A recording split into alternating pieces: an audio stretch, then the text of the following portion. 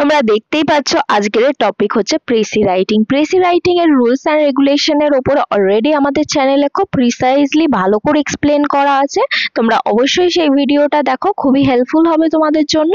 আর আজকের যে তোমাদেরকে টেক্সটটা দেওয়া আছে যেটা প্রেসি ফর্মে বা সামারি ফর্মে লিখতে হবে, চলো সবথেকে প্রথমে এই পিকেতে সরকারের এই যে এক্সারসাইজটা দেওয়া আছে সেই এক্সারসাইজটার কোশ্চেনটা আগে দেখে নিই, তারপরে আমরা সেটা কিভাবে লিখলে সবথেকে ভালো বা ম্যাক্সিমাম মার্কসটা পাওয়া যাবে সেটা তোমরা দেখতেই পাবে। আর অন্য যে কোনো তোমরা যে ইউটিউব চ্যানেল বা যে কোনো জায়গায় এর যে সলিউশন বা এর যে প্রেসিটা পাবে তার সাথে কম্পেয়ার করে দেখবে যে এখানে যে ওয়ার্ড সিলেকশন বা তোমাদেরকে যেভাবে লেখানো হচ্ছে রুলস অ্যান্ড রেগুলেশন মিলিয়ে কতটা অ্যাপ্রোপ্রিয়েট। চলো স্টার্ট করা যাক। প্রথমে আমরা টেক্সটে কি দেওয়া আছে সেটা ভালো করে বুঝে নেবো, তারপর লেখা শুরু করব। ওয়ান্স আপন আ টাইম একদা আ নোবেল ম্যান, একটা অভিজাত ব্যক্তি, built a grand house, একটা খুব বড় বাড়ি তৈরি করে। On the front of the gate he wrote the words, তাহলে গেটের সামনে সে কিছু ওয়ার্ডস লিখে রাখে। কি ওয়ার্ডস লিখে রাখে দেখো, এখানে বলছে this house is to be given to the first man who can prove that he is contented, তাহলে এই বাড়িটা সেই ব্যক্তিকে দেওয়া হবে বা সেই প্রথম ব্যক্তিকে দেওয়া হবে যে প্রুফ করতে পারবে, প্রমাণ করতে পারবে যে সে কন্টেন্টেড। কন্টেন্টেড মানে কি, সে সন্তুষ্ট, তার আর কোনো কিছু জীবনে লাগবে না, তার লাইফে যা কিছুই আছে সেটা নিয়ে সে স্যাটিসফাইড, তার আর অতিরিক্ত কিছু আশা নেই। এবার দেখো বলা হয়েছে one day a stranger knocked at the gate and desired to speak to the nobleman, তাহলে একজন স্ট্রেঞ্জার বা অচেনা ব্যক্তি একদা কি করলো, একদিন এসে গেটে নক করলো, করে সে ইচ্ছা প্রকাশ করলো যে সে ওই নোবেল ম্যান বা অভিজাত যে ব্যক্তি তার সাথে সে কথা বলবে। I have come, said he, to take possession of this house because I can prove I am contented, সে বলছে আমি এখানে এসেছি কারণ আমি এই বাড়িটা নিতে চাই বা এই বাড়িটার পজেশন আমি নিজের কাছে রাখতে চাই, কারণ আমি প্রুভ করতে পারবো, আমি প্রমাণ করতে পারবো যে আমি কন্টেন্টেড, মানে আমার যা কিছু আছে আমি সেটুকুনি নিয়ে সন্তুষ্ট, সেটা আমি প্রুভ করতে পারবো। The Nobel man said in reply, এবার কি করছে নোবেল ম্যান এই কথাটার জবাব দিচ্ছে, কি বলছে, but there is certainly no trace of the quality in you, কিন্তু আমি তো কোনো ট্রেসই পাচ্ছি না তোমার এই কোয়ালিটিটা আছে বলে, তোমার মধ্যে তো এই কোয়ালিটির কোনো কিছুই নেই। ইফ ইউ আর কন্টেন্টেড, তুমি যদি কন্টেন্টেড হবেই, you would not wish to get the possession of my house, তুমি যদি তোমার যা কিছুই আছে সেটুকু নিয়ে যদি তুমি সন্তুষ্ট হও তাহলে কোনোদিনই তো তুমি আমার বাড়িটা নিতে আসবে না, এটা বললো। Saying this he turned the man out, এটা বলার পরে সে মানুষটাকে বের করে দিল। এই হচ্ছে টেক্সট যেটা তোমাদেরকে দেওয়া আছে।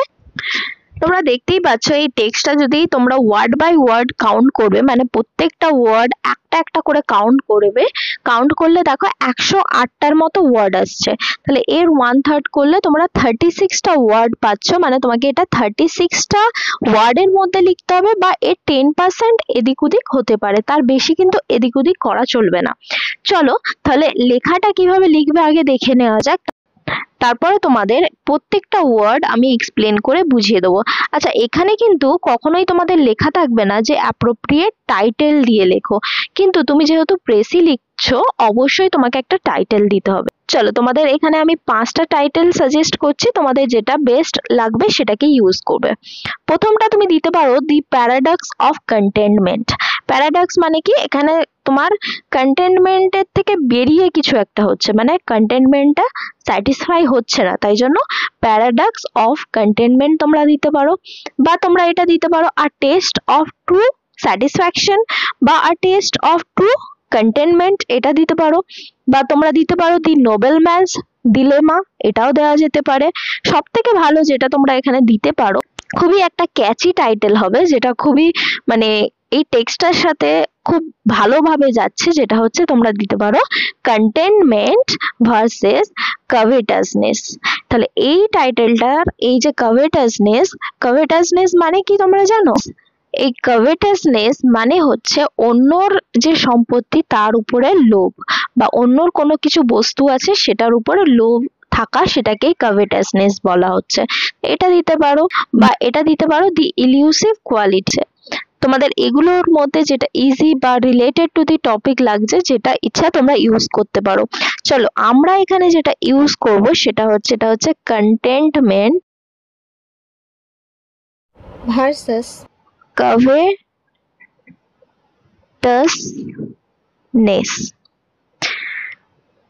চলো আগে লিখে নেওয়া যাক, তারপরে তোমাদেরকে যেরকম বললাম যে প্রত্যেকটা তোমাদের লাইন ওয়ার্ড এক্সপ্লেন করে বুঝিয়ে দেব।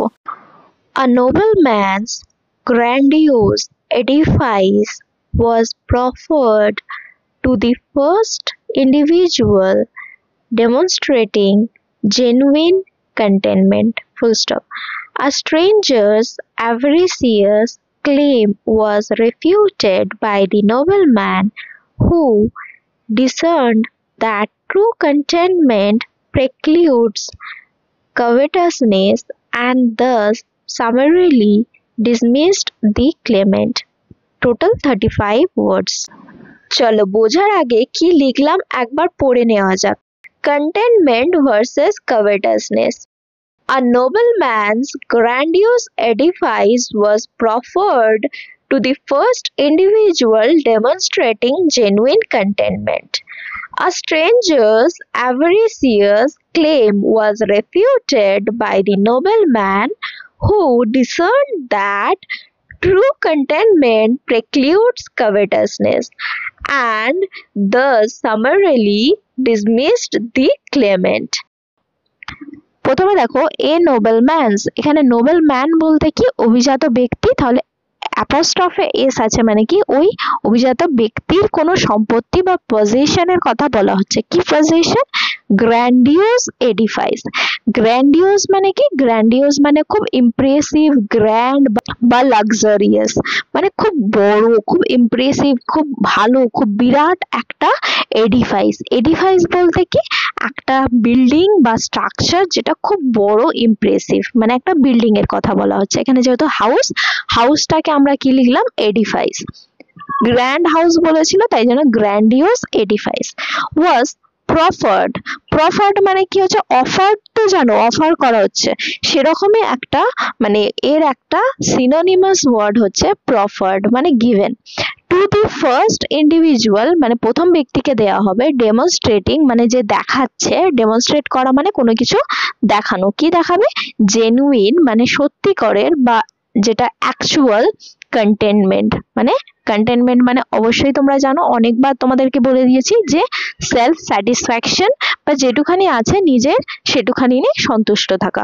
তাহলে এই লাইনটাই কি লিখলাম আমরা? যে একজন নোবেলম্যান অভিজাত ব্যক্তির যে গ্র্যান্ডিওস এডিফাইস আছে, যে বিরাট একটা বাড়ি আছে, সেটাকে অফার করবে ফার্স্ট ইন্ডিভিজুয়ালকে, প্রথম ব্যক্তিকে, যে ডেমনস্ট্রেট করতে পারবে, দেখাতে পারবে জেনুইন বা সঠিক কন্টেনমেন্ট।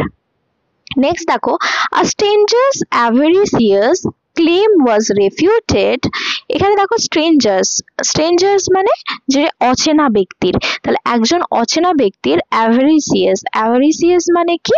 অ্যাভারিসিয়াস মানে হচ্ছে having or showing strong desire for money or material position, মানে যার টাকা বা ধনসম্পত্তির ওপরে একটা আলাদাই আসক্তি আছে, মানে সে ওই টাকা পয়সার দিকে বেশি ঝুঁকে আছে, অ্যাভারিসিয়াস।